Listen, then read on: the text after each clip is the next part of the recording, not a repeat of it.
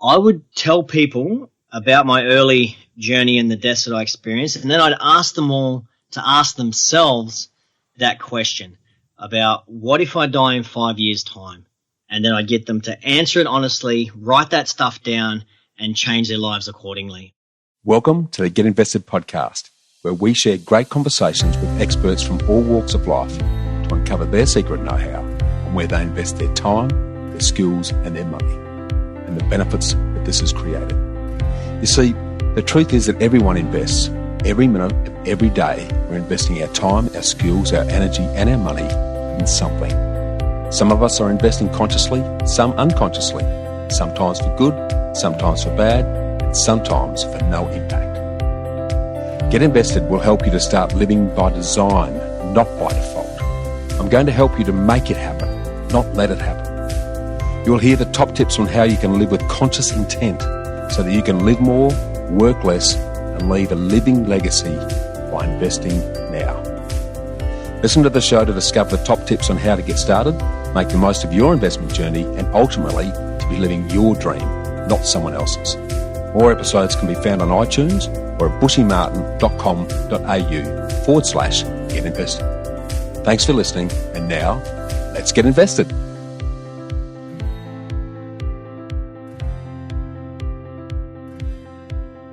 Hi, freedom fighters. What if you got a call today to say that you're going to die in 5 years' time? How would you feel? What would you think? What would you do differently? And what would you change? What would you do that you're not doing now? And what would you stop doing? Now, modern day legend has it that when Apple founder Steve Jobs was just 17, he read a quote that went something like, "If you live each day as if it was your last, someday you'll most certainly be right." Now, apparently this made a real impression on him. And since that day, every time he looked in the mirror, he asked himself, if today were the last day of my life, would I want to do what I'm about to do today? And whenever the answer is no for too many days in a row, he knew he needed to change something. So what about you? Do you live like this?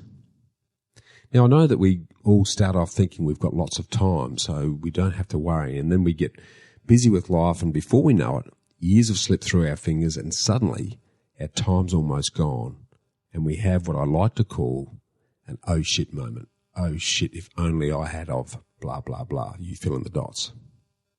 So, to inspire and motivate you to ask and answer that question and become the best version of you, today's guest is a living, breathing example of how to live and enjoy your life to the fullest when you keep that question top of mind. What if I die in 5 years' time? Now, our guest Luke Richmond is an extreme adventurer. He now calls himself a full-time author, a speaker, a climber, an ocean rower, and a part-time base jumper. But he's much more than all of that. You see, after hitting rock bottom in his early 20s from some quite serious drug addiction, he managed to set himself straight after finding a sweaty salvation in the Muay Thai training camps of Thailand. Now, since those demon days, he's gone on to climb the highest mountains on 6 continents. He's braved minus 60-degree temperatures in Antarctica, and he's been held captive in the jungles of West Papua. You're really going to love his pulse-racing, breathtaking stories about this. Now, Luke's witnessed death before his very eyes on the highest mountain peaks, and he's healed his mind with an ocean row across the Atlantic, which actually set a new world record. In one of his recent expeditions, he dragged a cart containing all of his food and water across 1,800 kilometres of the Gobi Desert in Mongolia and became the first Australian male to do so. And in a strange way, Luke has repeatedly found comfort in suffering while on these adventures, and he feels that he's already lived 10 lifetimes, yet he's only just getting started. He lives by the motto, one life, one chance, which is also the name of his first book that's a really inspirational read.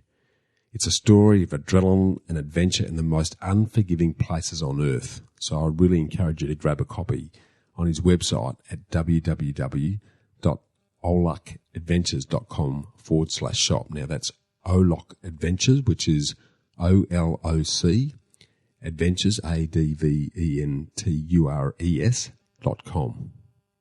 And his next book, Vodka and Sandstorms, is due for release in March 2020, so keep an eye out for that. Now, one of my favourite inspiring quotes is, "Dream like you'll live forever and live like today is your last." So after enjoying today's spine-tingling chat with Luke, I'm going to challenge you to get invested in your future. I want you to email me on bushy@khgroup.com.au with the subject heading, "What will I do if I only have 5 years left?" And then answer in the email by telling me the top 3 things that you'd do with your life if you only had 5 years left. For everyone who emails me, we're going to donate a day of life-saving water to families in need in Ethiopia as part of our Know-How Property Finance B1G1 Business for Good Give 1 Million Days campaign. And the most inspiring answer will win a copy of my book, The Freedom Formula. I'll even see if Luke's happy to give you a copy of his book, One Life, One Chance, to the winner. So I really look forward to reading your emails. So again, my address, bushy@khgroup.com.au. So to whet your appetite and get you inspired to reignite your life, enjoy this really exhilarating chat with extreme adventurer Luke Richmond.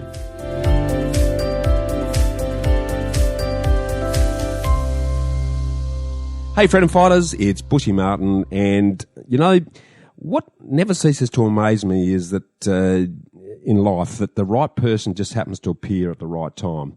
And today's guest is no exception, because a couple of weeks ago I was wandering aimlessly through the magic of the salamander markets down in Hobart, having a quick break for the weekend, and by chance I bumped into today's guest. He's a right out there adventure with a really engaging passion for life. So welcome, and let's get invested, Luke.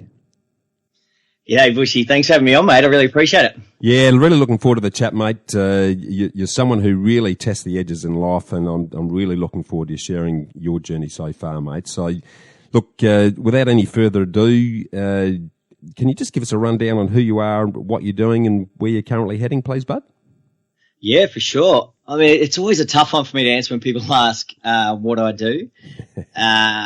I guess you could call me like a full-time adventurer these days. I get to go around the world on lots of different expeditions, be it mountaineering or ocean rowing or crossing a couple of deserts, stuff like that. And then I get to come home and share those stories and sell books and make my living that way. So I guess, yeah, full-time adventurer these days. And really that's came about over the last almost 10, 11 years of expeditions. So it hasn't happened overnight, but finally in a place where I can sort of make a living from this lifestyle I'm leading at the moment. Brilliant, mate. And we'll dig into that in quite some detail later on. But why do you do what you do, buddy? Well, I tell you what, the short answer is because I absolutely love it. Like this is what I want to do for the rest of my life, without doubt. The longer answer, there's lots of different facets to this life. You get to give back. You get to take people on these journeys. You get to share these stories, which can help a lot of people out. But the short answer is, and the one that drives me the most, is because I just love it. That's a good enough reason, mate. Yeah. We only get one swing around this merry-go-round, so you want to be loving what you're doing, that's for sure, buddy. Yep. Mate, let's dig into the history a little bit then, because I'd love you to sort of take us on your journey so far, and I'd love you to go back as far as you would like to. And the early days are pretty informative, really, because they have a bit of an influence on how we start to see life and how we think. And just talk us through what you invested your time, your energy, and your money in, and why, and what did you learn from that, and where did that lead you to get you to where you are today, mate? Yeah, well, so going back, I can blame my parents for this adventurous lifestyle, because they were gypsies, sort of traveling around the Northern Territory and Central Queensland a lot when I was a little kid. So I grew up on lots of different cattle stations. So I had that sort of country upbringing where you just shooting, fishing, and doing school via the distance education program, so on a two-way radio, long before computers and iPads. And so I grew up with those country morals and values. So that was a great start for me. My parents did have the awareness, knowing that the two-way radio education was good up to a point, but they wanted me to have a good quality high school education. So they uprooted themselves and drove all the way to North Queensland, where we settled for the following 5 years while I finished my high school. Okay. Yeah, awesome. Okay. And after high school, mate, where did that lead you to? I mean, that was into the green machine of the military. So I signed up to the infantry, straight into 1RAR out of Townsville. Okay. And ended up serving overseas in Timor operations with those guys. What attracted you to the army, mate? I guess it was mainly the family sort of history. So I had a great-grandfather in World War I and a grandfather in World War II, and very patriotic sort of family in that sense when it comes to the military. So that was always there. And when I grew up in North Queensland, your options were fairly limited. I mean, I got great marks, but I didn't want to go into the university option. I wasn't that fond of schooling. Yeah. I had an option to play rugby league, but I had the awareness knowing that, it's probably not a long-term option for me either. and I didn't want to get a trade like my dad. So outside of that, the military was a great option for me. So that's how I sort of started my life. Yeah. So, I mean, someone who lives life as extreme as you do, and that'll unfold as we talk. How did you find the hierarchical regimen and quite strict structure that goes with life in the military, mate? How did that sit comfortably with you or not? Yeah, it was very tough. I mean, I think I went through those same adaptations a lot of young guys have to make and young girls have to make when they go into the military, that, you are not in control of anything anymore. So you have to follow rules and orders, regardless of how silly or unjustified some of the stuff might be. But I think that's a good thing as well, because it knocked my ego down. It broke me down. So apart from the mental side of all the military was the physical side. So the whole philosophy of the infantry was to break everyone down until they are all the same. So we're all this broken mess, and then they build us up together with new skill systems, new values, new morals, and into these machines that follow orders. And that process was very beneficial to me. So when I first broke in the military, it was during this, enormous task they set before us, like 9 hour, chomping around in the bush and humping loads and shooting and doing obstacle courses and bayonet assault courses and all this stuff. So it pushes you to the point where I collapse down to my knees. You drop a little tear and you're done. Yeah.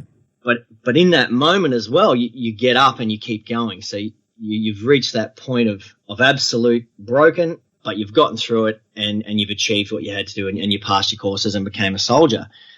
And that was a very, very valuable lesson when you're 17 years of age. And that's something I've carried on to the rest of my career in this expedition life. When it gets to that breaking point, that it's just another stage of the day. I can keep going and I will get there eventually.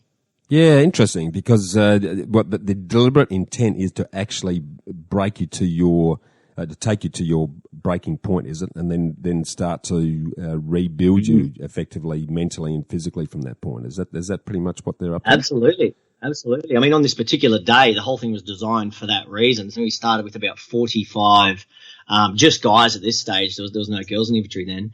And by the end, I think we marched out with 17. So the whole process was designed to see who could cop that sort of abuse and who kept going to the end.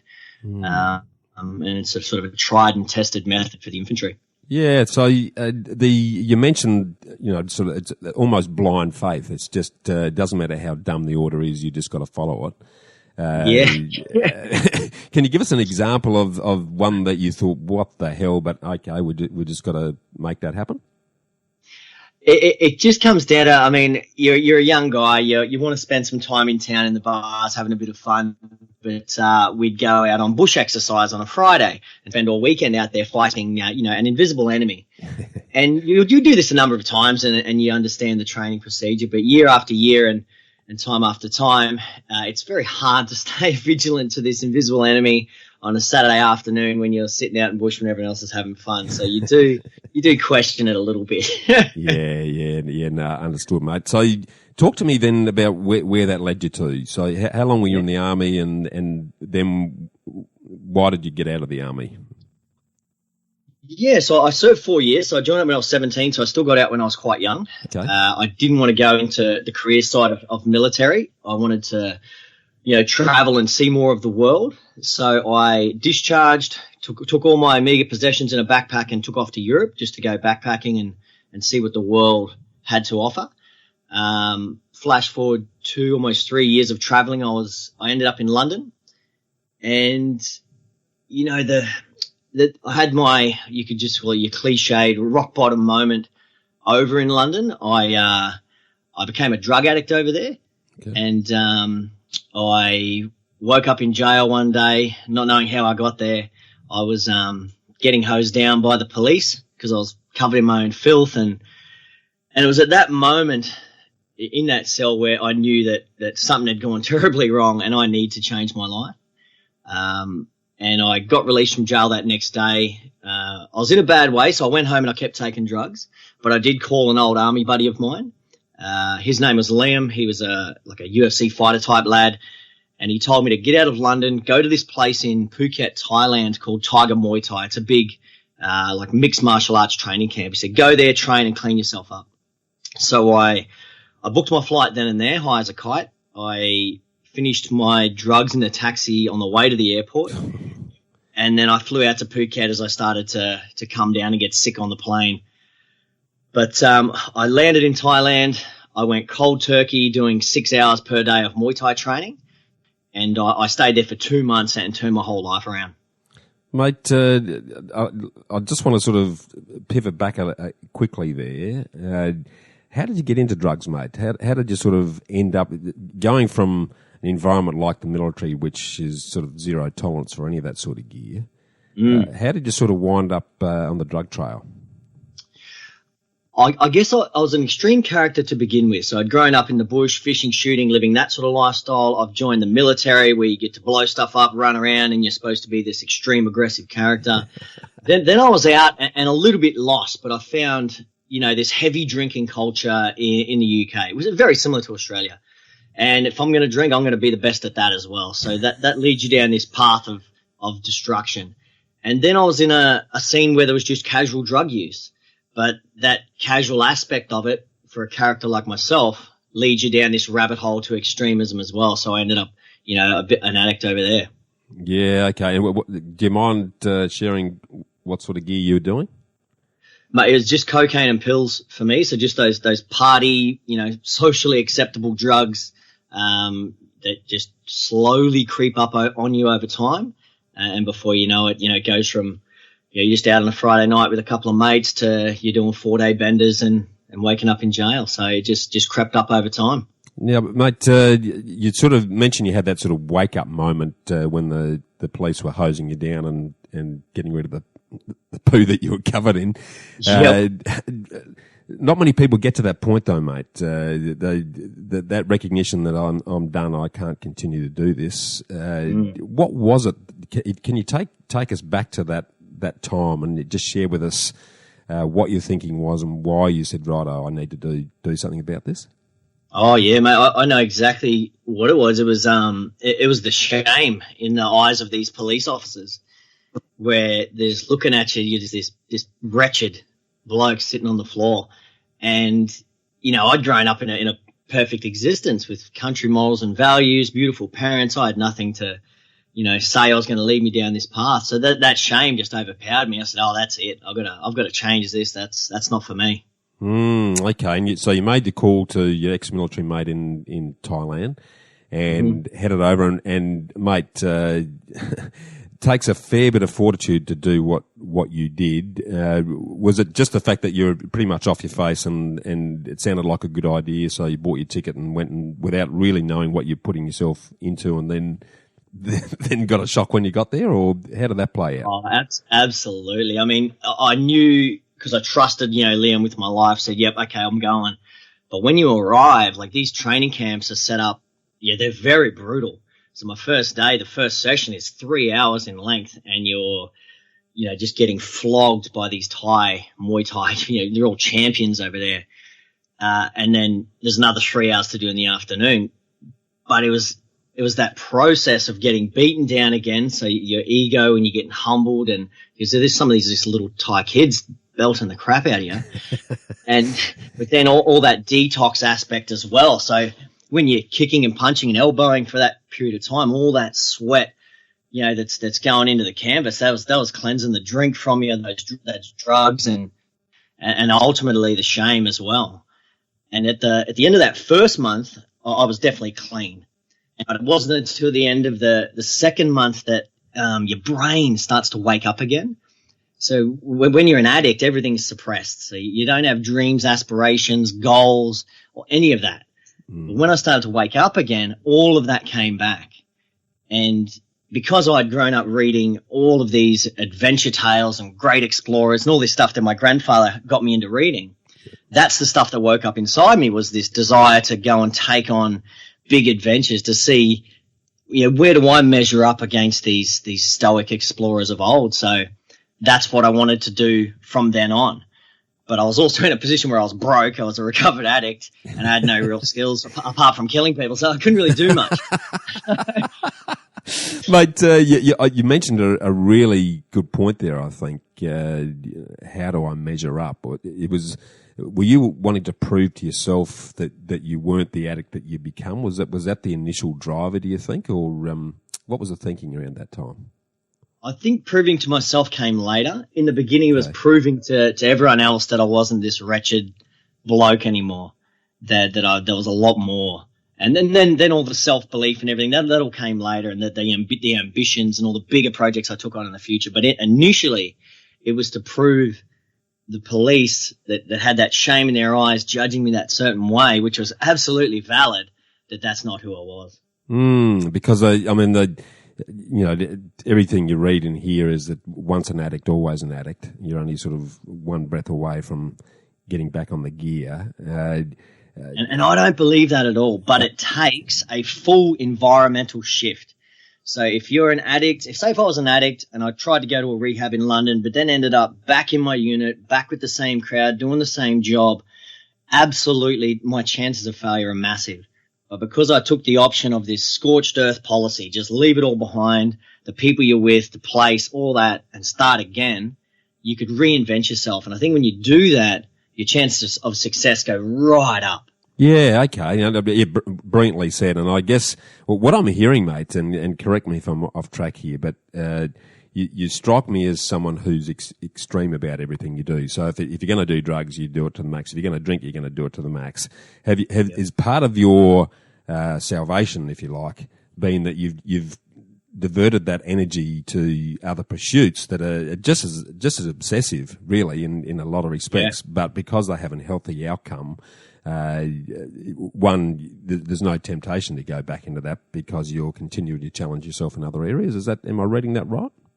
Oh, Bushy, you're absolutely spot on, mate. And even, like I mentioned, I was broke and had nothing going on, but I found a job in underground coal mining back in Australia.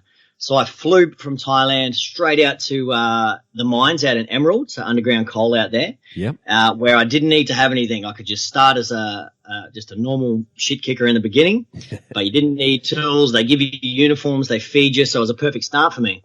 But even there, I wanted to take it to the extreme. So because I had these new goals of big adventures, I needed big money. So I wanted the dangerous jobs that paid the most. I wanted the overtime.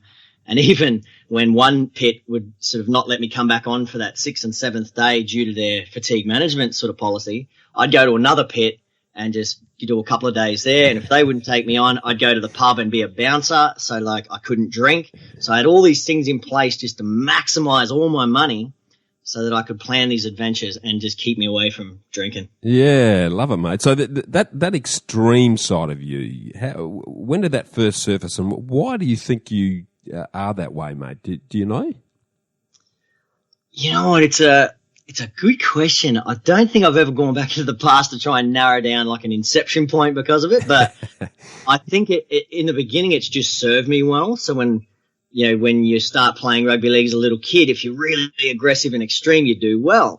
When I joined the military, because I was so aggressive and fit and everything's taken to the extreme, you do well. So the feedback has been there to be this type of character. If you're the larrikin on the piss and you go all night, there's feedback that's a good thing, but it can, as I've proven, be a very bad thing as well. Yeah, okay. So it's probably something just inherent in you. You think it's not a situational thing, although the feedback is cultivated to some degree.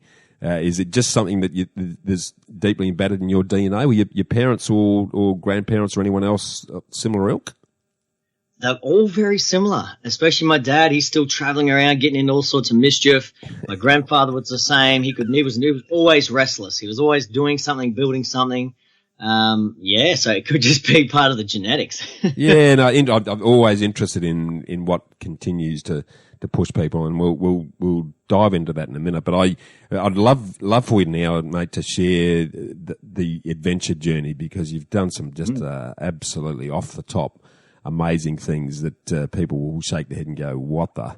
Can you talk us through when you said, talk us through the thinking at the time when you said, right, I'm going to go and have a crack at whatever it was, and then walk us through what you did and what you learned through all of those amazing adventures that you've put yourself through? Yeah, for sure. So I wanted to try one of these big adventures, but I didn't really know anything about it or what I wanted to do, so I just jumped on Google and started Googling adventures and mountains and all sorts of things, and I found this list that had the biggest mountain on every continent, and that was called the Seven Summits. And it was like a mountaineering goal for climbers. It was something they'd try and do over their whole lives. And being the extremist I was, I said, I'm going to do all that next year. I'm going to go and climb. Let's do it in a year. Yeah, I love it. I'm all these mountains. But I also had an adventure treasure chest built up by then. So I'd done these high-paying jobs in the mines. I'd stacked away every little penny I could, so I had the money. But also had no idea, so I bought every piece of equipment this website recommended. And then I quit my job and went on to a team that was heading down to South America to climb the first big mountain of my year, called Mount Aconcagua. So that was the biggest one in Argentina, the biggest one in South America. So that was my first ever peak. And it was just a baptism of fire. You're learning on the job. I really had no idea what I was doing, but over the days and weeks on that mountain, you slowly learn. And that was a pivotal mountain for me as well, my first one, because we're getting up to – so if you haven't seen mountaineering before, you can't just rush up these big mountains. You've got to set up camps. So we've got a base camp, camp 1, camp 2, camp 3, and you're shuttling loads up and down the mountain to get yourself into a position high enough on the peak that when the weather clears, you can go for the summit and get back down safely. So we'd been doing this, and it was about day 16, 17 that we're at camp 3, and a huge storm came in and just tore up the mountain, white out, huge wind. We're safely in our tents at this stage, and so we were fine. But on that day, there was another team going for the summit. So they were caught out in the open, and we'd heard some radio chatter coming down that they were lost, and ultimately they died of exposure, these Spanish guys. So you hear that stuff, and this is my first ever big adventure, keep in mind, but you still tell yourself, that's not going to happen to me. I've got a good team around me. The weather's clearing. So we pushed on. So we're headed up on our summit day a couple of days later. But halfway up, we came across these climbers frozen on the side of the trail. One guy's wrapped in a silver blanket. And even though I'd seen, some dead bad guys in the military, they were bad guys. So you had no relation. Like, you couldn't compare yourself to those guys. But up there on that mountain, this guy was me. He was a climber. He could have been a lot more experienced than me, most likely. And here he was, now dead. Mate, what the hell was I doing up here? Yeah, I can imagine that being very, very confronting, mate. I don't know what sort of preparation you did for the mountain, but I would be shitting myself. Big time. And I was. But we had totally different conditions to those guys. The weather was perfect. We had no wind. We managed to summit and get back down safely. So I managed to tick off my first big peak. And it was just really continual from there. I went to the biggest mountain in North America called Denali, climbed over there, another new experience, dragging sleds, crossing crevasses, avalanches, huge snow walls around your tent because of the ferocious wind and the cold. Then I went to Tanzania and climbed Kilimanjaro. I went from that one to Antarctica to climb the biggest mountain in Antarctica called Vincent Massive. Yep. And that was just brutally cold, but absolutely beautiful as well. From there to a totally different environment in West Papua to climb Carsten's Pyramid, the biggest mountain on the Australasian continent. Yeah, there's an interest. I actually worked up in New Guinea for a couple of years way back when, and mate, what an interesting country. Those people, 60-odd years ago, each village was killing each other and eating each other, and they still all hate each other. So negotiating through that, I would imagine, would have been a very interesting exercise. Can you expand on that a bit? Because it's a dog-eat-dog culture, and the old payback exercise is, they don't care who hurt someone. If one village hurt another, then anyone from that village is fair cop to equalise the bet. Did you experience any of that? Oh, mate, you're absolutely spot on. I mean, to get to this mountain, first we had to go through some of the thickest jungle I'd ever experienced in my life. And we needed some porters to do that. So we flew into this little town called Shagapa, and then we hired 19 guys. But you couldn't just hire them from Shagapa. You had to hire an equal amount from every single village in the area that you're going to travel through, so that they didn't do that, so they didn't try and kill each other, because it's not fair. So we did that. We got 19 guys, but then they brought along their friends, their family, their kids, anyone not doing nothing. And we all went through the jungle together. There's about 42 of us heading through the jungle.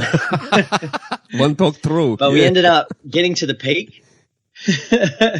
So we ended up getting to this mountain, and we set up our base camp, and from there all the porters went back down the valley into a little cave system where they set up, in their own little beds and smoke it out, and they hang out there for a few days.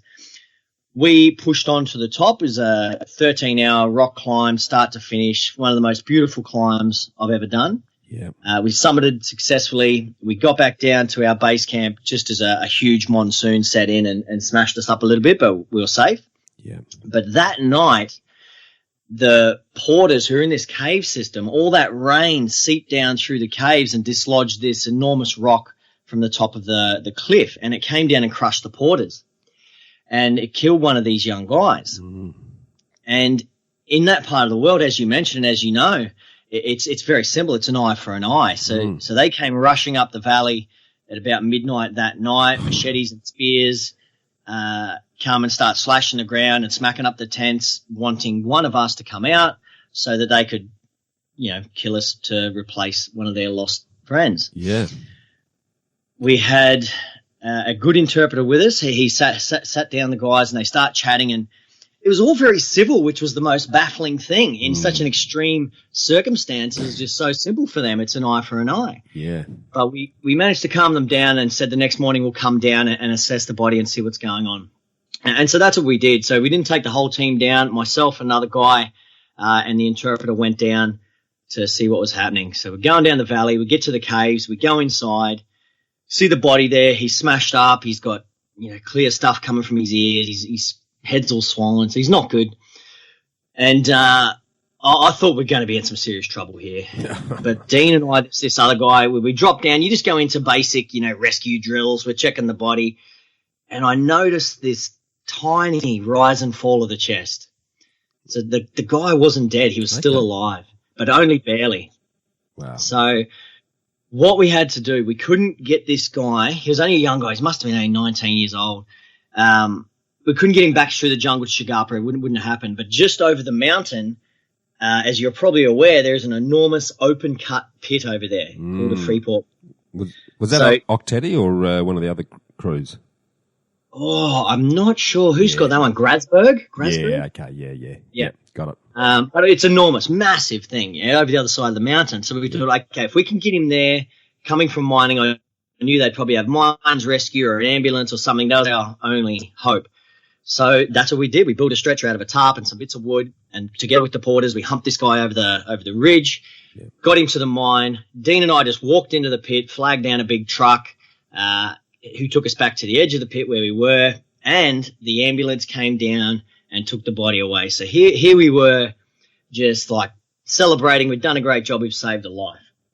Now, that night, however, we're sitting down with the elders of this 19 bunch of sort of tribal guys we've got. Now, keep in mind, there's pretty primitive guys, yeah, as you would have seen. These guys are wearing wooden penis tubes. They got bows and arrows, so they're still quite primitive over there. Yep. But we're sitting them down and say, okay, we've saved the guy. There's no more eye for an eye now. But what happens if he does, die in the hospital, and we're heading back through the jungle with you, we're back in Shagapa, we're asking them these what-if questions. Yeah. So what if this happens? How are you going to behave? And they couldn't give us a straight answer. Which is probably the answer that you don't want to hear because, like you said, it's pretty matter of fact. It's well, if someone dies, someone's going to have to die. So they couldn't give us a straight answer at the end of this long conversation we're trying to have with these elders. And together with Dean and the team, we decided that we were going to pretty much abandon our porters, try and make it to the mine ourselves, surrender ourselves to the pit, and hopefully get some help to get out of there. So that's what we decided to do. So we hump over the ridge the following day, same drills as the day before. We surrender ourselves, and this time, however, in that period of 24 to 36 hours, the mine had come under attack by the Free Papua movement. So a couple of miners had been killed. The road's been cut down to this town called Mika. So it was the worst possible time to try and come into the pit. So what they did, they ended up arresting us, throwing us into a shipping container, and that's where, because we're a large climbing team, we're a team of 10, and that's where we stayed. And we ended up staying there for a full week. We had no idea what was going on. They wouldn't help us. We weren't allowed to go anywhere. They'd let us out every morning to go to the toilet and give us some dried rice and a bit of old chicken to eat. So they were treating us civilly, but we weren't allowed to go into the pit. They wanted us to go back into the jungle. The only reason we got out of there was because, as Aussies are renowned to do around the world, we like to bludge every now and again. So a couple of Aussie tradesmen who were working at that pit were bludging on a Sunday and ended up finding us in this container on the edge of the pit during security shift change. So there was no one there guarding the container. And they come over to this little window, and that's when we met the guys, and they're asking what we're doing here, what are we in here for? And we explained it all to them, gave them my mum's email, everyone's phone numbers, and they said, make a noise, get us out of here. And they did. They got onto the embassies, and after another day or so of harassment, the mine manager finally found out we were there. He didn't know. And at night, he sent down his 2IC, who dressed us all up as miners and drove us out of there in a couple of troopies to a waiting helicopter, who flew us out to Mika, to a waiting airliner, which flew us out to Bali. So we ended up getting out of there to a little bit of international headlines. So that was a hell of a trip, that one. That was a hell of a trip. Mate, we rushed over those mountain climbs very quickly, and I'd like you to take the listeners into that space because, mate, I've done a bit of skiing and know enough to be dangerous. And I know that did a bit of skiing in the States in Beaver Creek, up through Denver there, and the altitude, and this is nothing, this is like a pimple compared to the pumpkins that you've climbed. I had trouble breathing and had all sorts of impacts on my health at that stage that I'd never even anticipated. I was fit, but the oxygen deprivation I just wasn't ready for it. Can you talk to us a bit about the challenges that you have on those? Because you're stepping on snow that might have a chasm below it. There's that many challenges in there. Can you just sort of bring us into that space so that we can understand a bit better just what you are actually putting yourself through on those climbs? Yeah, absolutely. The biggest thing that I've found with any of these big adventures is you have to be very, very comfortable with just being horrendously uncomfortable all the time. So with mountaineering especially, you're not going to be sleeping good from the start. The altitude affects how you breathe, the lower oxygen in the air. You can't get a deep sleep. It's always very shallow. You're waking up throughout the night, every few hours. As you get higher and higher, that just, gets amplified. So by the time you're within 2 or 3 days of a summit attempt, you haven't really slept. Then you put in, the food aspect of it. You're not going to be eating very, nutritious, dense, good food most of the time. So you've got that added on there. But then you have the whole Mother Nature side of it all. So the biggest thing with mountaineering, the biggest risk, if you acclimatize well and you're feeling good and you're strong enough and you're ready to go, is the weather. Yeah. So I've had trips where I've failed a couple hundred meters from the summit due to weather. We've had, everything go pear-shaped where you're rescuing people out of crevasses due to whiteouts, avalanche danger, all that stuff. It's all dependent on Mother Nature. So at the end of the day, all could be going well and you could get shut down right at the end because of that. And that happened to me on Mount Elbrus, my first, on that 7 summits attempt, a big one in Russia. Mm-hmm. So myself and Valentine were climbing well, we're pushing hard. We get to within, it was like an hour and a half from the summit on our second attempt on this trip. And Mother Nature said, not today. She pumped us with headwind, whiteout conditions, everything started going wrong. And we're sheltered behind these big boulders. And I hadn't failed at this stage. I've been on a roll. I'd summited all of these mountains. We're cruising. I had confidence. My ego's there. And I said to Valentine, what do you think? And he said to me in that Russian accent, he said, it's better to come to the mountains 10 times and go home than to come once and never go home. And that was a valuable lesson that I learned early on in my adventure career during that 7 summits attempt. So we turned around and we ended up failing on that expedition just due to Mother Nature. But it was the right call. We might have pushed on. Well, you make a really good point there because and perhaps just elaborate on this a little bit, because a lot of us would get to that point and go, well, bugger it, I'm just going to, I've put all this energy, all this into achieving this thing, and I'll just take the risk. I can imagine a lot of adventurers going, well, we're just going to toss the coin here because we're not going to get another chance to have a crack at this. What was it, apart from Valentine's advice there, that you went, okay, yeah, I'm hearing what you're saying. I can always come back and do this again, because it's a massive mental shift in what you're talking there. Yeah, and that's a very hard lesson to learn, because it's a very, very tough decision. And that's why in these early days, I'd advise everyone to go with experienced guides, because they have to make that decision for you. After I've been doing this stuff for so long, I can make those decisions myself, but you have to evaluate the risk. If I'm, say, on a desert crossing, or I'm kayaking a river or something, that's a lot lower down the risk scale than mountaineering, you can push on hard, you can push your body to the limit, because if anything goes ultimately wrong, not much is going to happen. You're going to be okay. Mm-hmm. But in the mountains, if you can't walk, so if you push on, you get too cold, if you collapse and you can't, say, walk yourself, it could be all over. You're so high up, even with Sherpas, who's some of the strongest climbers in the world, they might not be able to get you down. So you are literally risking your life in that decision. And the best thing about mountains is they're not going anywhere. I've just returned from another trip 2 weeks ago where we had to make a similar call on our second mountain of the expedition.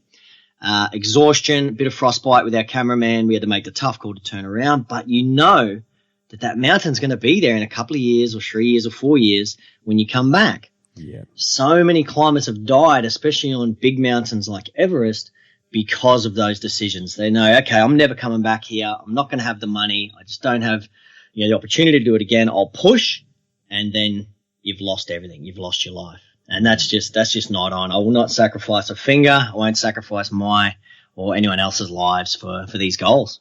Yeah, that's really interesting, because you are you're making a deliberate decision potentially to put your life at risk on a regular basis by doing these things. But what I'm also hearing is there's a bit of a risk-reward scenario, saying, okay, well, if it gets to this level of risk, I'm going to turn back because I'll come back and have another crack. Is that what you're thinking is at the time? Yeah, absolutely. And it's a fine line, Bushy. I mean, you can weigh it up and think, oh, conditions are bad, but I'm strong. I've got a good guy next to me. We're going to push, and you're weighing up the risk that it's going to be okay. Or it's just not. It's a fine line, and that decision only comes from experience. Mm-hmm. Yeah, in sort of researching our chat today, I heard you talk about one of the experiences on one of those mountains that you're talking about, where you're strapped together, the three of you linked together by a rope, and then one actually put his foot through the ice and ended up hanging from the chasm. Basically, the only reason he didn't die is that he was strapped to you and the other guy, Yeah. Mate, I can't even imagine what that must be like. Put us in that picture if you don't mind. Yeah, and that's the trust you put in your climbing teammates. So on that particular trip, we're on Mount McKinley or Denali up in Alaska.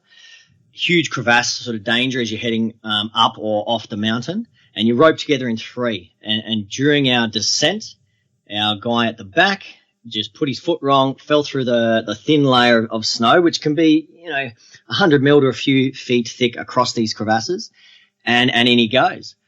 The other two, so myself and someone else, we just dive onto your axes to arrest his fall. Once you're secured on the ground, then you can either set up pulley systems to help get him out. We were lucky enough to have another climbing team close by that we got to come over, hooked onto the front, and we could haul this guy out and got him out within sort of half an hour.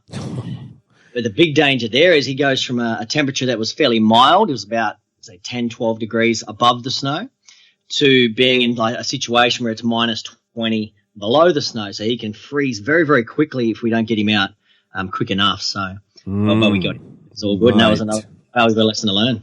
Well, mate, I'm putting myself in your position and his position, and both of them I'm shitting myself right here, right now, because I'm thinking if I'm him, I'm staring down the abyss, freezing the cods off, knowing that hypothermia could grab me at any second, and the other, I'm thinking of you sort of hanging on for dear life with an axe into the snow that could very easily give way, and you end up back in there with him, mate. That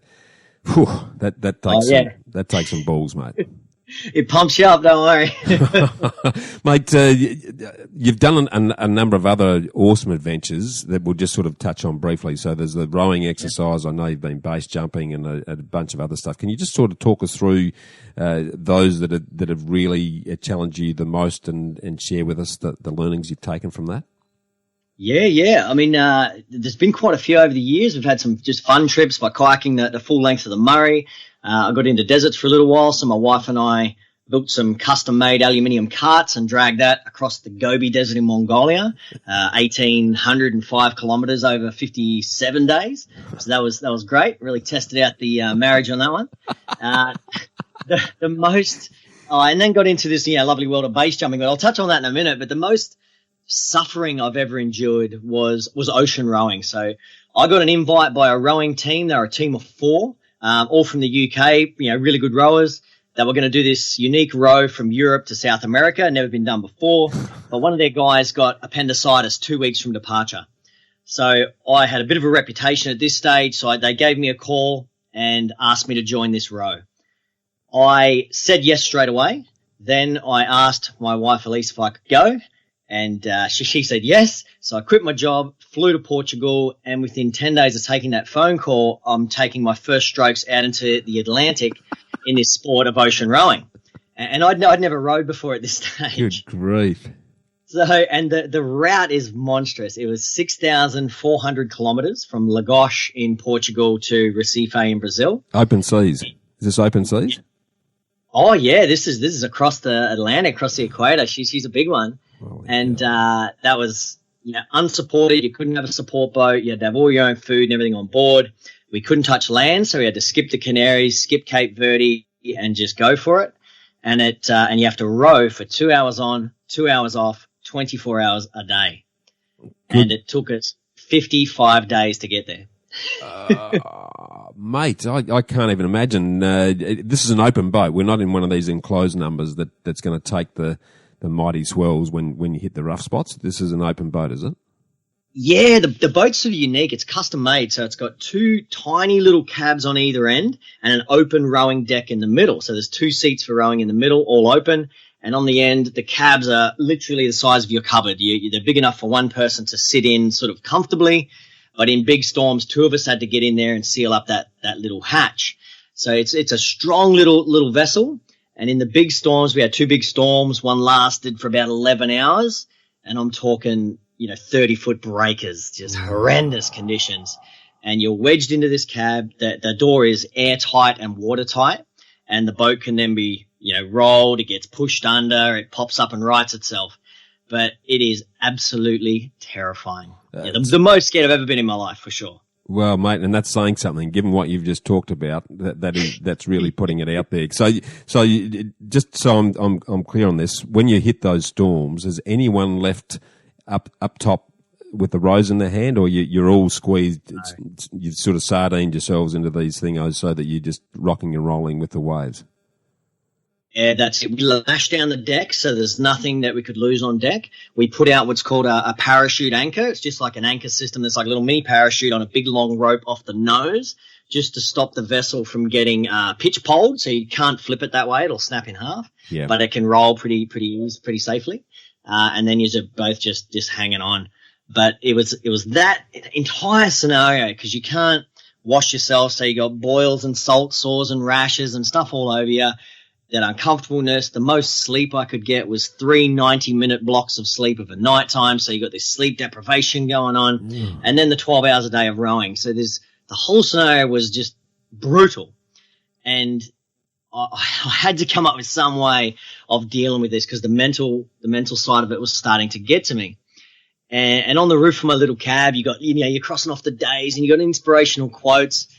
And on the top, I wrote this little mantra that I came up with. So every 90 minutes, I'd read it and I'd go, oh yeah, keep going. And it was, be grateful. You deserve this. Thank you for allowing me to suffer. So I tried to flip all that suffering in an opposite way. I started to realize that this opportunity was something incredible. Just to have the ability to even attempt it. It was just something that no one would ever get to do in a normal life. So I started to be very grateful just for the opportunity.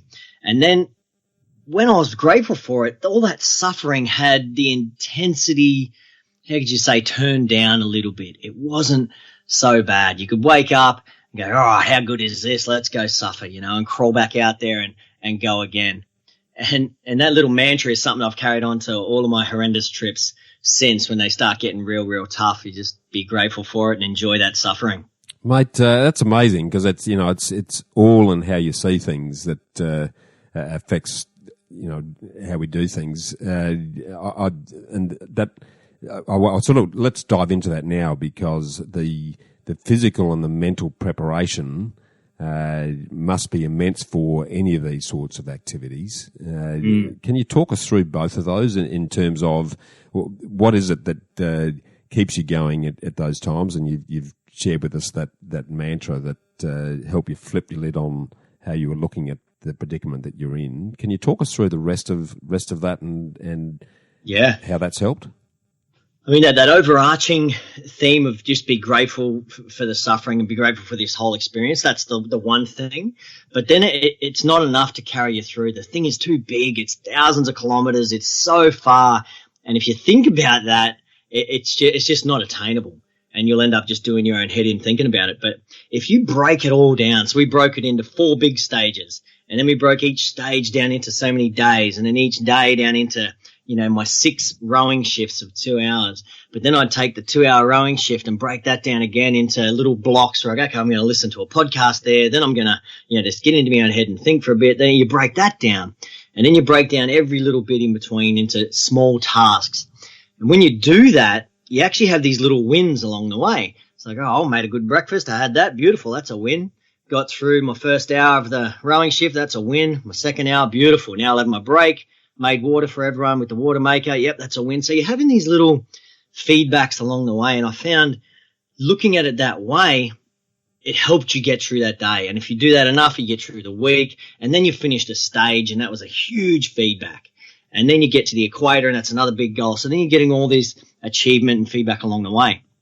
And that's something you can do in everyday life as well, Bushy, as you know. Don't look at this huge thing you want to do. Break it up in all these little micro sections. Go and strengthen all those little sections. Go and do it, and have the little sense of achievement along the way. It helps you get there. Yeah, the next step, the next step, the next step. What's the next step, the next step, the next 100%. Everyone I've spoken to that's achieved any form of success in anything, however they want to define that, it's yes, they know what the big picture is, they know what the end goal is, but they only think about the next step, the next step, the next step. And what you've just shared with us there, which is a piece of gold, is that if you want to achieve anything big, break it down into very small chunks that you can go, yep, done that, this is good, done that, and built on that. Mate, that's gold.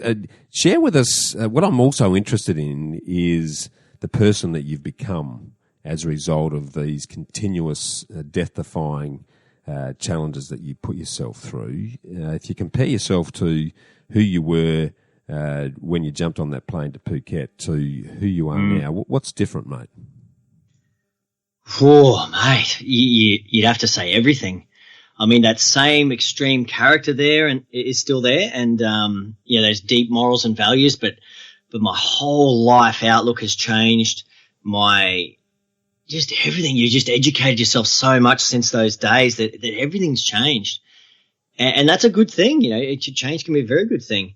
And geez, I look back on that guy and I think, wow, if I didn't get on that plane, if I didn't have Liam, in my corner, sort of giving me that advice, where the hell would I have ended up? And those guys that I was with back in those days, they're either in jail or dead, mate. Not many of them, made it out of that scene. So, yeah, it's been a hell of a journey, that's for sure. Yeah, quite amazing, mate. And just having the fortitude to be able to do that. What do you think, given the continuous life-defying challenges that you put yourself up against constantly, what are the key qualities that you think have contributed to your ability to continue to do it, and then success that you continue to enjoy with all of that? With myself, I have a fairly good awareness of how lucky we are in this country to have a crack at this sort of stuff, or really to have a crack at anything in life. We have a great safety net here in Australia, where if you really stuff up in life, you can only fall so far. So knowing that you've got that, it allows me that freedom just to go out and really try and push and try some of this stuff. And as soon as one thing has come off, then you're going on to the next, because you've got this confidence and you're building this purpose and you've got ambition, and everything just grows over time. I'm not big in the corporate world like you are, Bushy, but I'm guessing it's the same there. Once you have these successes and you're building that momentum, it's pretty hard to stop when you've got someone on that journey and they're just oblivious to the negative feedback or oblivious to all the doubters. You're just charging ahead. And that's sort of where I'm at the moment in this, in my own little adventure world. I get to just charge ahead and do some of this crazy stuff and share the stories with you guys. Yeah, mate, it's something that I wouldn't mind delving into, because anyone like you, and mate, I'm not a shoelace in your boot compared to the extremism that you put yourself up against. But I've seen that any sort of sustainable success is a long-term journey, and the qualities that I consistently see that in people that achieve that sustainable success are patience and persistence. And by nature, as an extremist, you're going to be impatient because you're going to want to make it happen. Doing 7 mountains in a year, mate, is like what the. How do you balance that, given that when you're in the heat of battle, that patience and persistence is probably the thing that's going to be one of your biggest survival mechanisms? How have you balanced that challenge between your own inherent impatience and the patience and persistence you need to see it through? Mate, that's a good question. And it really is a balancing act, isn't it? I mean, the other half of this adventure life, I get to go off on, say, 2 or 3 big expeditions every year. But the other half of that, mate, I get to dip my toe into your world. So I need to fundraise for these expeditions. I've got no big capital to pay for these big trips. I've got to seek sponsors. So to do that, I have to get myself into the corporate world. I've got to pitch 1,000 different ideas every year. And I've been very lucky to get a good bunch of companies around me over the last 10 years. But that there takes immense patience as well, and perseverance. I'm here writing handwritten letters to CEOs. I'm cold calling. I will be like a hungry dog until they say, no, Luke, sorry, it's not going to happen. Till they say no, I will just attack until they say that word. Okay. Even then, I reckon that a no's just a small speed bump on your way to a yes, I reckon, Luke, from what I'm hearing. Okay, no problem. I'll contact you next year about the next one. Thanks very much. But mate, I guess patience and perseverance over time, it just allows me then to put my extreme character into these trips. So if I'm very patient in, getting the sponsors, I'm patient when I go out and do these big speaking gigs for the companies that I work with, and I'm sort of selling the books and doing all this stuff that I need to do, which is absolutely incredible. I balance out that sort of slow pace of life with this extreme stuff I get to do a few times a year. Mate, let's talk about the financial bit, because we live in the Western world, and like it or lump it, but money is the oil that lubricates our lifestyle. Sure. And you've talked about, okay, well, to keep doing what I love doing, I need someone else to help fund that. Yep. Two questions around that, I guess. How much is enough for you? So, all the successful people I know and talk to, very clear on what their ideal lifestyle costs. So what is that, and then how do you go about making sure that you can continue to fund that in a way that gives yourself and your wife an opportunity to keep stretching the limits? Yeah. I went through a bit of a journey in this sort of sense. In between all of these adventures, so I've been doing these big adventures for a number of years, going back mining, getting money, slowly getting small sponsors, and I sort of succumbed to the social pressure and societal pressure to go and maybe be a real adult and get a real job. So I started a gym in Sydney with a couple of investors, and then I started my own gym in Sydney as well. So I had a couple of gyms going, making decent money, living this lifestyle that I thought I needed to live. So I had a nice place in Drummoyne, you got a nice car, the business is going good, you're making money, but you got no time. And I was fucking miserable, hey, because I wasn't doing what my purpose was. I was looking up on the walls of my gym where I hang on my adventure photos and just going, and then I met Elise, who's now my wife. And when I met her, 6 months after I met her, I said, look, I'm just not happy in this existence that we're living here in Sydney. And she asked me, when were you last happy? And I said, well, probably living in a bungalow in Thailand, just training every day and then going on adventures. And she said, well, let's go do it.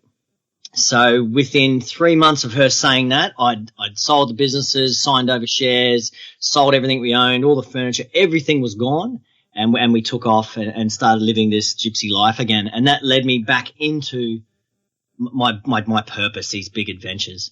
And then, if we fast forward a couple of years of adventures and a few bits and pieces, we are living now down in the bush in Tasmania. So we live down on the Port Arthur, little town of Port Arthur on the Tasman Peninsula. We've got a little 25-acre block of bush, a shack on it, and, we have no debt. We literally need to earn a few $100s a week to survive. And for me to do that is quite easy. I can sell some books at Salamanca where I met yourself. I can then go and do speaking gigs up in Sydney or Melbourne that earn me a bulk of capital to pay for some of these adventures. And during that process, I'll typically meet, CEOs and other companies and get some big sponsorship out of that. So it's worked quite well, but we live a very simple life, mate. I'm staring at a pallet bed right now. We've got no furniture in the lounge room. There's a couple of beanbags over there. We live a very, very simple life down here. And for that reason, we don't have debt. We don't need big costs, because if I had big costs, I'd have to go and do big hours to earn big money to pay for it all, and it just all gets counterproductive. So we live real simply and go off and do some pretty crazy stuff. Yeah, I love it. And one of the key things I picked up from what you said is the value of time. I've often said that fulfillment and freedom comes when you've got time on your hands, and it's the lack of time that I think creates a lot of the anxiety and stress that we see a lot of hardworking Aussies trying to endure by simplifying the way you have and getting clear on, well, this is how I want to live, this is how much that lifestyle costs. All we need to do is do that to make that happen. Then all of a sudden you do have that time back to be able to really soak in and enjoy what you want to do without the stress that would otherwise be attached to squeezing that into the 5 minutes a year that you've got to make that happen. Big time, Bushy. And time just allows you a bit of reflection, mate. You get to ask yourselves these questions. What do I really want to do? What if I die in 5 years? What do I want to do now? You never ask yourself those type of questions if you're working 70 hours a week. You're just trying to get through. So that's what time gave me the most, is these times of reflection where you can really dial down what you want out of life. Mate, I love that. You mentioned something there that I picked up on from other stuff that you've done, and constantly saying to yourself, right, I've only got 5 years to live. What a great motivator to say, right, well, if I'm only going to live another 5 years, what am I going to do with that time? Could you talk us through your thinking? Where did that come from, and how does that then sort of pay out in relation to the way yourself and Elise now live? Yeah. That little question came about from my earlier mountaineering trips, where we did see a lot of deaths in the mountains. And like I was saying, the deaths I'd seen in the military didn't really affect me, but the ones that I saw up in those mountains really did. And it got me thinking about death a whole lot, because in our Western world, we don't really confront death. You know, people pass away, that they don't really die. We put them in boxes. We never really see them, and you don't really have those moments of reflection about death. So when I started thinking about it a lot, I thought, well, geez, it really is just, it's waiting around the corner for all of us. We don't know when it's going to happen. For me, it might come a little bit sooner if I don't, evaluate the risk correctly. But so I come up with that question, what if I died in 5 years? And then I got a pen and paper and I wrote down, okay, if that's really going to happen, and you have to believe it. You ask yourself that question, you go, right, it's fucking over. 5 years, really, it's over. Write down what you want to achieve between now and then. And whatever you come up with, I've found it's all about happiness and experiences and stuff that you've always really wanted to do. Very rarely in there it's going to be about career and all that other stuff. And whatever that list ends up being, it doesn't mean that you've got to run off into the bush and wear a hair shirt. It just means you've got to splice a bit of that stuff into your current existence, and it will make your life so much more better. Yeah, mate, I love that. It's I've always for quite some years now, I look at life in terms of how many years I've got left. And I jumped online and did this actuary's calculator that says that I'm likely to live until I'm 77. So I've got just under 20 years to make it happen, Luke. Yep. And some people say, what's wrong with you? Why do you, that's quite morbid what you're doing. I said, no, I find it really motivational, because it's like, right, I've got 20 years to make it happen. Let's just get out there and have some fun. That's it. Absolutely. Fill it with some experiences. Yeah, exactly, mate. Now, a couple of quick things around what you've spoken about there.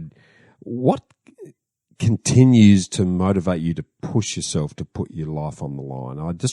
You've achieved more in 10 years than most people achieve in a lifetimes in terms of the extreme challenges that you've survived from. What continues to make you want to do that? You know, I get that question quite a bit, Bushy, and sometimes it gets, by people that aren't in this life, narrowed down to, oh, you're an adrenaline junkie. But it really surpasses anything like that. It's not an adrenaline thing. It's not a death wish. It's really about living life till its absolute max in what I get the most out of life doing in this stuff, yeah? And in that course, in these expeditions, and especially in this world of base jumping, you have these moments where everything just becomes truly, truly incredible, and I'm searching for these moments that have pushed you so close to death that you live 1,000 lifetimes in that second. And I've had a few moments like that over my career, and I guess I'm just searching for more of that, mate. Yeah. So is it, and I'm wild guess here, but being confronted with the prospect of your death makes you appreciate life so much more? Is that? Am I summing that up properly? Oh, absolutely. And I'll give you the perfect example. When I took up this sport of base jumping, and if anyone doesn't know base jumping, it's just jumping off fixed objects with a parachute. And base stands for buildings, antenna, span, so your bridges, and earth. Those are the four objects you ideally want to jump all of them in your career as a jumper. And so I set myself on this journey to do this. And in my early first year of jumping, I'd gone from bridges to cliffs. The worst case that can happen in jumping is when you jump off an object, your parachute, which you ideally want to fly straight away from the cliff, opens at a 180-degree angle, and you get whipped around, you fly back and hit the cliff. And you've got split seconds before you impact. So that's worst case scenario. And I had that happen. So I've jumped this big tower in Moab, and I've had a full 180. I've come roaring back at the cliff. I was very quick on my skills to get myself out of that situation. So I'm cranking on these lines. The thing just turns. So the parachute just turns. I'm literally within, I reckon, half a meter of this cliff face, and you fly away, and I land and let out this howl, this almost like beastly primal howl, because I'd almost died instantly. But then in the same sentence, I'm like, how fucking good is that? Let's go again. It is ridiculous. It's ridiculous. But I can't even. I chickened out of bungee jumping, mate. So that tells you how bloody heroic I am when it comes to the crunch. And my brain's thinking too much about the risks and not the thrill of the thing, I reckon. Mate, I absolutely take my hat off to you, because I think I read somewhere where there's somewhere between 1 in 60 base jumps ends up in death or something. There's some which is a fair number.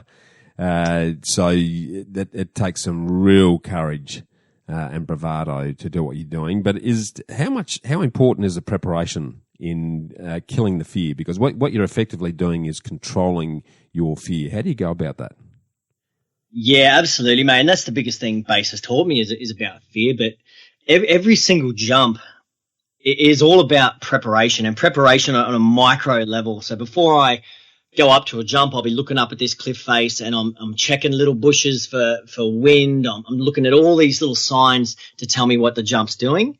Then I'll go through all my kit. Have I packed this parachute correctly? Yep, it took me an hour. That's done. Have I got this sorted? Yep. How's my helmet? There it is. I get all of my kit and I triple check it. It's good to go.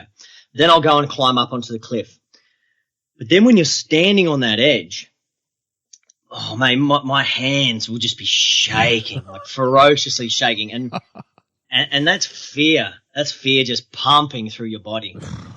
And you have to come up with some way of dealing with that overpowering emotion, or it will make you make a mistake, and it could cost you your life.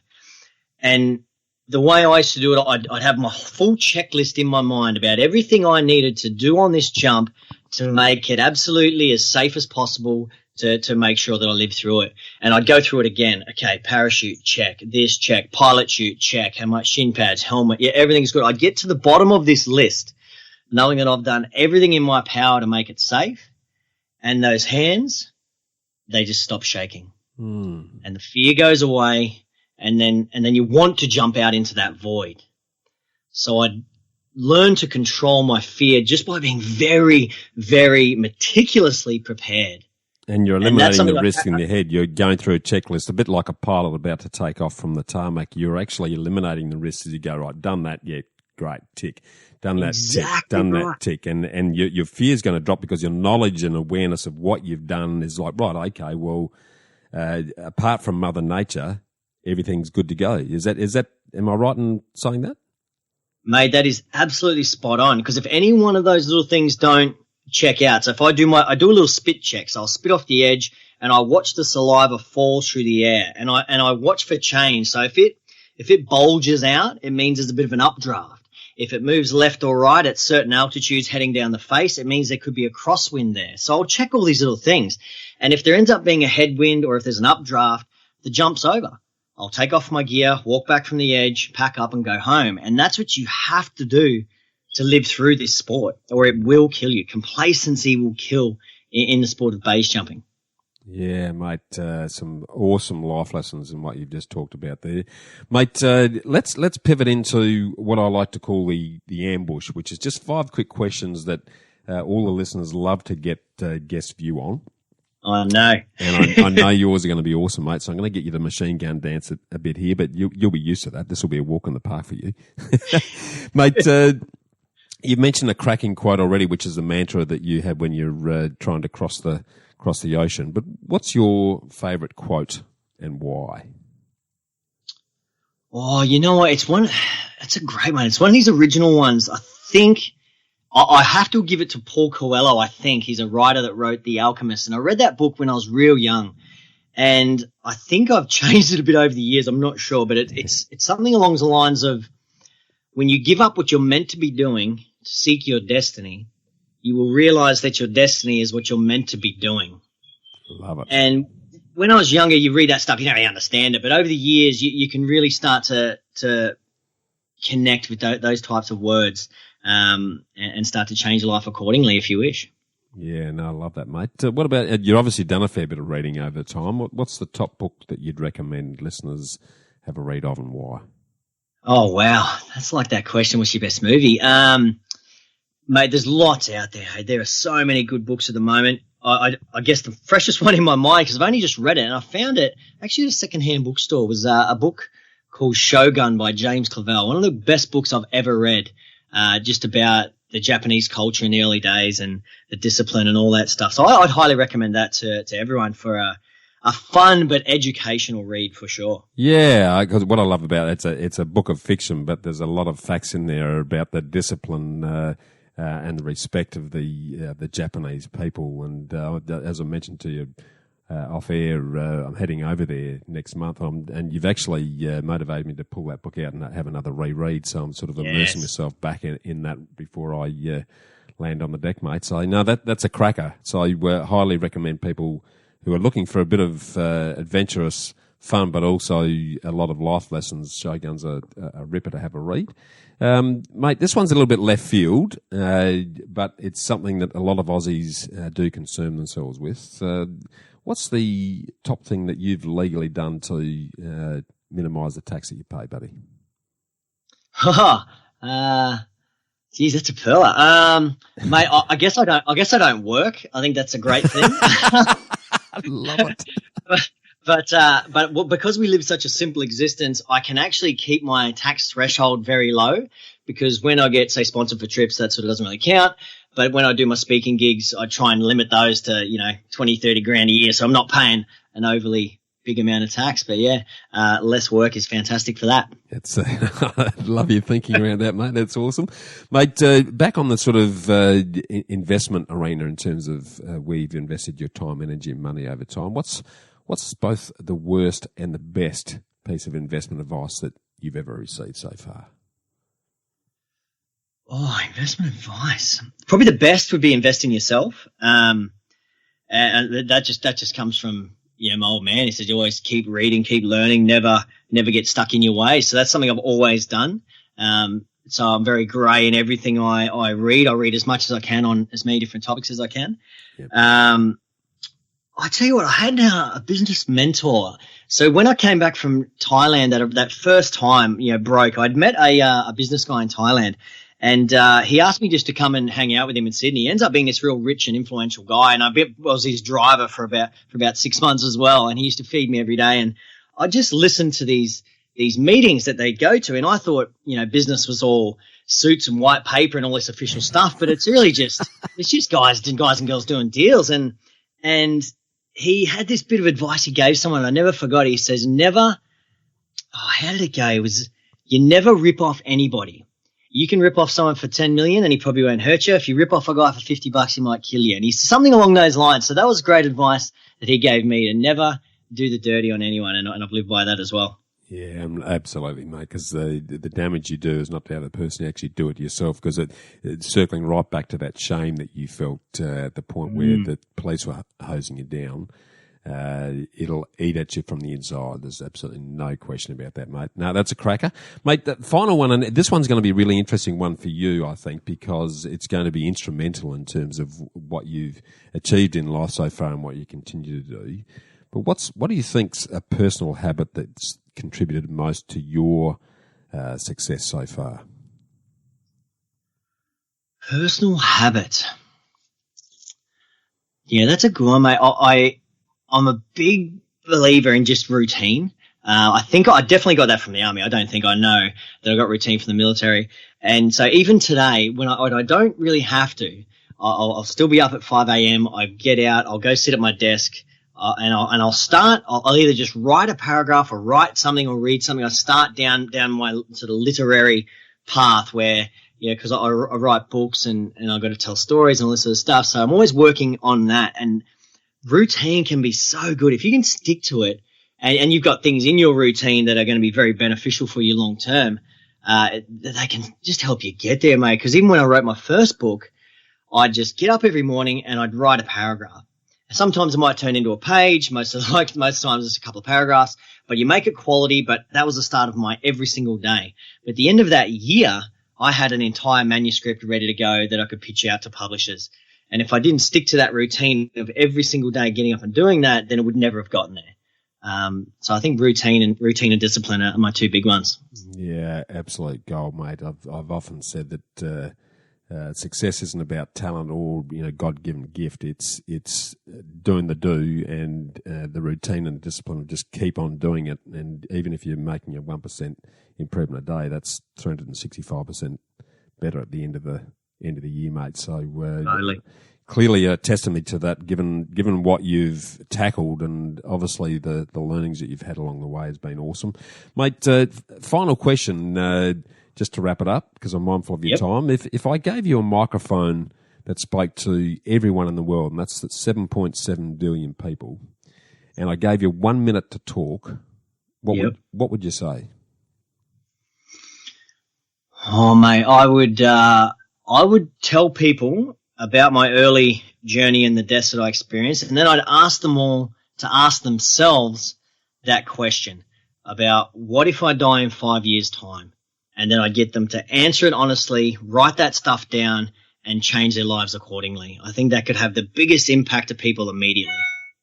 Yeah, mate, that's absolute gold. It's a really key question that will wake people up to. Because I think the big trap a lot of Aussies in particular get into is I'll get around to that because I've got plenty of time. And it never happens. Life just slips through their fingers, and all of a sudden it's, oh shit, what have I done? And then regret is the bitter taste that's left in their mouth. So absolute piece of gold there, mate. Mate, talking about the future, what's next for you, mate, and your good wife? What's the next challenge you're going to put yourself through? Oh, mate, well, my second book's just about to head off for printing, so that's coming out soon. That's called Vodka and Sandstorms. That's about the Gobi Desert and base jumping and lots of other stuff. But our next expedition, well, actually, Elise does not want to join me on this one after the first desert she has done. I'm going to head out to the Gibson Desert. There's a really remote track out there. It's one of Australia's most remote four-wheel drive tracks called the Gun Barrel Highway. I'm going to get my old desert cart back out of storage, and I'm going to drag my cart with all my supplies and everything else 1,400 k's down the Gun Barrel next winter. So if you're out there driving around, say good day. Out in camel country, mate. That's it. Yeah, love it, mate. I love your work. One final question just before we wrap it up. You're going to get to, you're obviously super fit from all levels, and that's fitness is obviously mentally and physically is something that you really keep yourself tested on. You're going to reach a level where physically those things are going to be a challenge to you. What happens to your life at that point, mate? Have you thought that far forward?